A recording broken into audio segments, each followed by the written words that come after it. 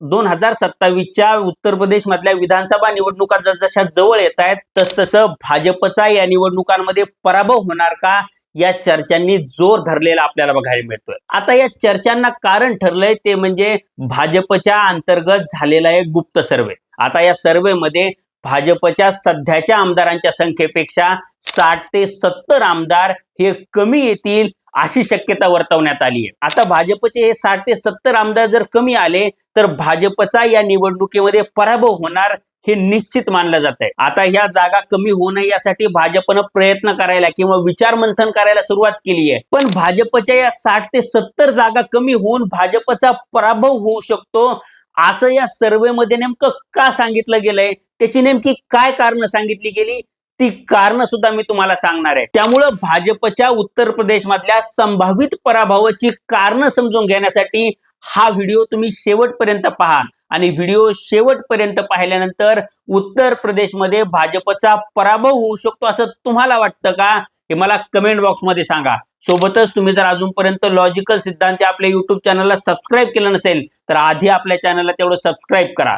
नमस्कार, मी सिद्धांत आणि लॉजिकल सिद्धांत आपल्या YouTube चॅनलमध्ये तुमचं अगदी मनपूर्वक स्वागत आहे। तर 2027च्या उत्तर प्रदेश मधल्या विधानसभा निवडणुका जसजशा जवळ यायला सुरुवात झाली आहे तसतशी भाजप असेल, सपा असेल, काँग्रेस असेल किंवा इतर छोटे मोठे पक्ष असतील या सगळ्या पक्षांनी आपली निवडणुकीची तयारी करायला सुरुवात केली आहे। आता यामध्ये भाजप सगळ्यात पुढे आहे, कारण की भाजप हा 5 वर्ष निवडणुकांची तयारीच करत असतो। पण या निवडणुका जसजशा जवळ येत आहेत तसतसं भाजपच्या तयारीने सुद्धा वेग पकडलाय आणि या वेग पकडण्यातूनच त्यांनी उत्तर प्रदेशमध्ये एक सर्वे कंडक्ट केला आणि या सर्वेमध्ये भाजपच्या 60 ते 70 जागा कमी निवडून येतील आणि यातून भाजपला पराभवाचा धक्का बसू शकतो ही शक्यता वर्तवली गेली। आता भाजपच्या उत्तर प्रदेश मधल्या या संभावित पराभवामागे 4 महत्वाची कारणं आहेत। ती 4 कारणं आपण एक एक करून समजून घेऊ। आता या 4 कारणांपैकी पहिलं कारण म्हणजे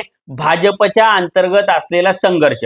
आता भाजपच्या अंतर्गत अमित शहा विरुद्ध योगी आदित्यनाथ हा 2029च्या पंतप्रधान पदासाठी सुरू झालेला संघर्ष आहे आणि या संघर्षामध्ये शहकाटशहाचं राजकारण गेली 5 वर्षे होताना आपल्याला बघायला मिळतंय आणि या संघर्षातून अमित शहाने उत्तर प्रदेशमध्ये आपला स्वतःचा एक वेगळा गट उभा करायला सुरुवात केली आहे आणि याच अंतर्गत त्यांनी केंद्रातून केशव प्रसाद मौर्य असतील किंवा ब्रिजेश पाठक असतील यासारख्या योगी विरोधी नेत्यांना ताकद द्यायला सुरुवात केली आहे आणि यातून उत्तर प्रदेशमध्ये भाजपच्या अंतर्गत एक मोठा संघर्ष उभा झालेला आपल्याला बघायला मिळतोय। यातून अमित शहानी उत्तर प्रदेशमध्ये योगी आदित्यनाथांच्या मर्जीनुसार डीजीपी न देणं किंवा मुख्य सचिव न देणं आणि केंद्रातून काही लोकांना मुख्य सचिव आणि डीजीपी म्हणून पाठवणं अशा गोष्टी झाल्या। यातून उत्तर प्रदेशमध्ये योगींना मानणाऱ्या आमदारांचा एक गट आणि अमित शहांना मानणाऱ्या आमदारांचा एक गट असे 2 गट झालेत आणि या दोन्ही गटांमध्ये कायम संघर्ष होत असलेला आपल्याला बघायला मिळतो आणि या संघर्षातूनच अमित शहा गटातले 100 ते 125 आमदार हे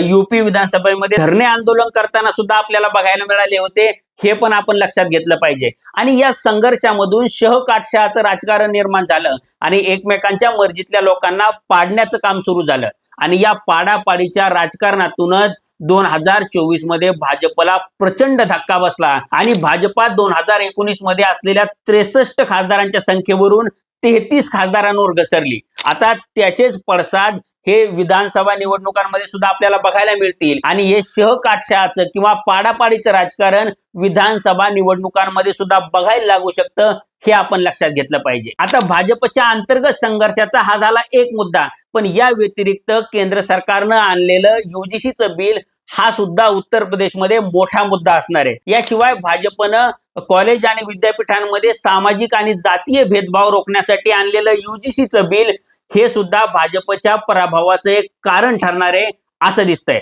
म्हणजे भाजपनं यूजीसीचं बिल आणलं आणि या बिलानुसार प्रत्येक विद्यापीठामध्ये किंवा कॉलेजेसमध्ये इक्विटी कमिटी नेमल्या जाणार होत्या आणि या इक्विटी कमिटीमध्ये ओबीसी, एसटी, एसटी या सगळ्या प्रवर्गामधल्या विद्यार्थ्यांना सामावून घेतलं जाणार होतं आणि यातून कॉलेजेसमध्ये जातीय आणि सामाजिक भेदभाव हा रोखला जावा असा प्रयत्न केला जाणार होता. पण या बिलाला उत्तर प्रदेश मधल्या सवर्ण जातींनी विरोध केला. म्हणजे ब्राह्मण असतील किंवा ठाकूर असतील, ह्या जातींनी या बिलाला विरोध केला आणि या जाती भाजपच्या उत्तर प्रदेश मधल्या वोट बँकचा कणा मानल्या जातात. आणि या युजीसी बिलाला जरी भाजपनं मागे घेतलं असलं तरीही या जातींमध्ये भाजपच्या विरोधात एक प्रकारचा रोष निर्माण झालेला आहे.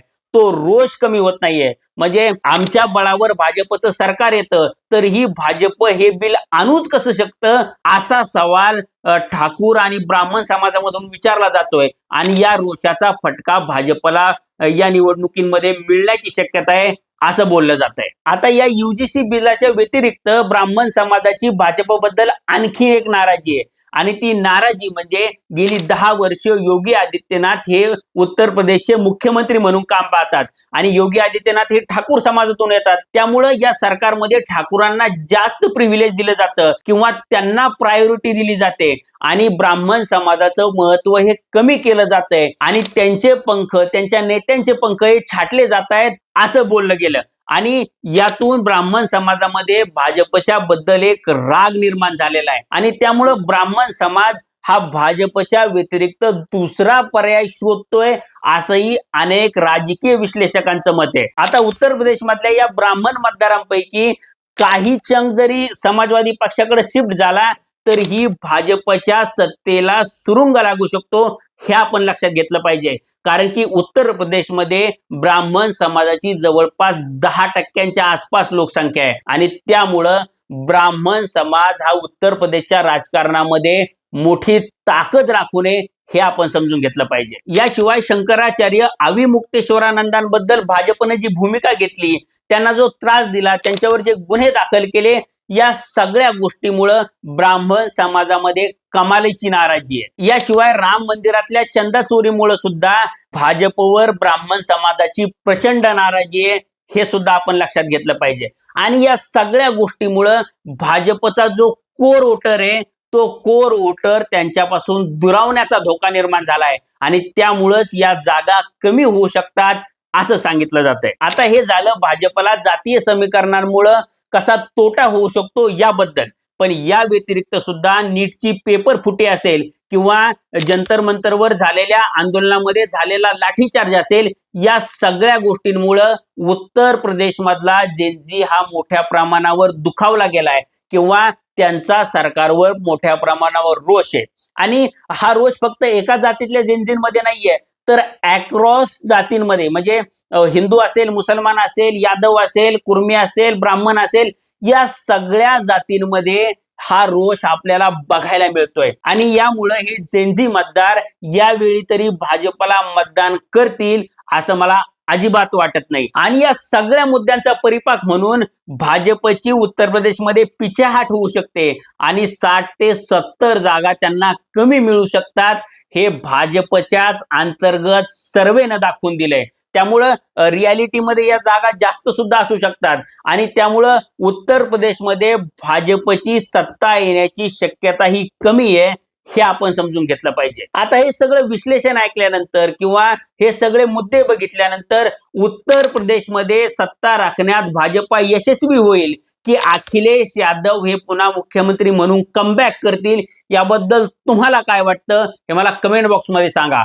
हा व्हिडिओ आवडला असेल तर व्हिडिओला लाईक करा आणि असेच नवनवीन व्हिडिओ पाहण्यासाठी लॉजिकल सिद्धांत आपल्या YouTube चॅनलला सबस्क्राईब करायला विसरू नका.